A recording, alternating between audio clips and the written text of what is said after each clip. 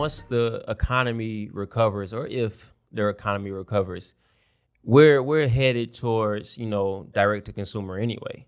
You know what I mean? And so Spotify and Apple are going to lose a lot of their power. It won't make them, I shouldn't even say lose a lot of their power, but because they're going to keep growing. You know what I mean? Like, they haven't even gotten to Africa yet. There's so many places for them to grow. I don't want to say they're going to lose power, but a lot of artists are going to be direct to consumer, and that's going to be their main focus. Like, they won't be, what's my Spotify monthly listeners? They don't care. They just sold 100,000 albums, you know what I mean, straight from a website, so it's like they don't care about Spotify as much anymore. So you think people would go back to buying a single, or you Absolutely. think, because I don't know if you've seen our episodes, but I have a hybrid model of this, and I'd love to get your take. Yeah. So I believe that there will be it'll be more decentralized app, and it will be a pay per stream. So you pay $10 per month or $15, but it's more like a credit.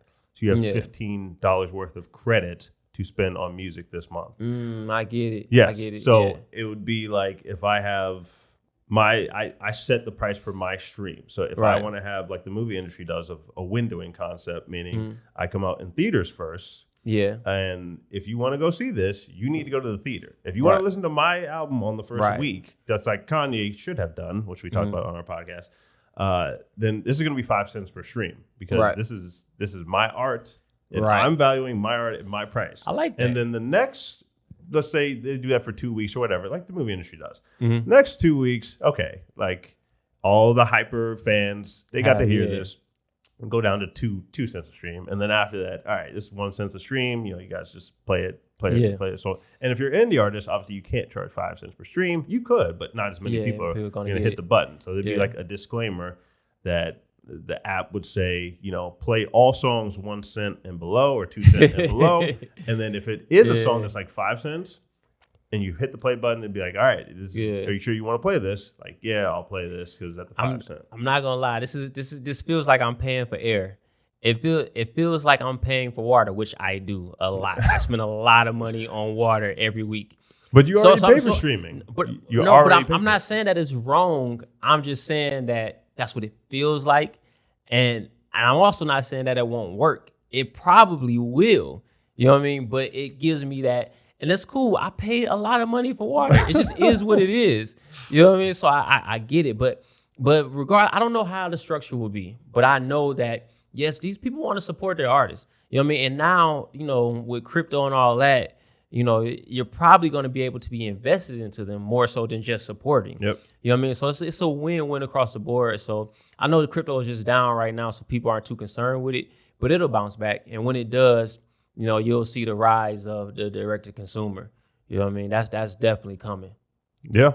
I think I haven't seen anybody there's Scribe. So you guys can stop commenting to me on it. Scribe Music. They do more of like, it's a do you subscribe monthly to somebody to open up their catalog? Like you give them, I don't know, like 10 cents a month or whatever, and that opens up their catalog. I think that's a bit too messy. Too manual. I think if it were more like, you do pay your $15 a month. You are out of money for the month. I can see that. It's exactly. It's like the phones. Now it's upsell, because people who do listen to, if you consume more, it's not just a buffet. Like artists, and Taylor Swift, to her credit, has been one of the larger voices on this, saying that music is not like this buffet. Like why are movies this buffet? Why do artists get treated like a buffet?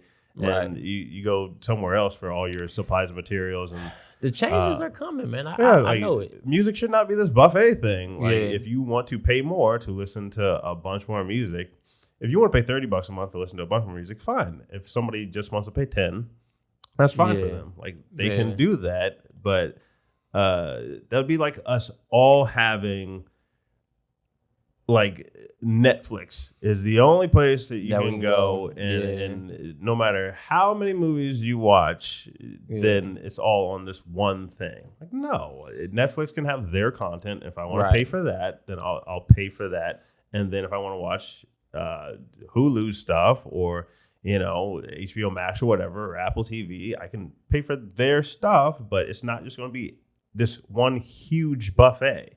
I think the huge buffet model, it will eventually break. Yeah. So everything has its time, man. Everything comes and goes, and so you would be fooling yourself to think that this is gonna last forever. Like, this is gonna change. You know what I mean? Well, I don't know what the changes will be. I do at least know that it'll be direct to consumer. I know that much, but I don't know how that's gonna work. We'll see when it gets here.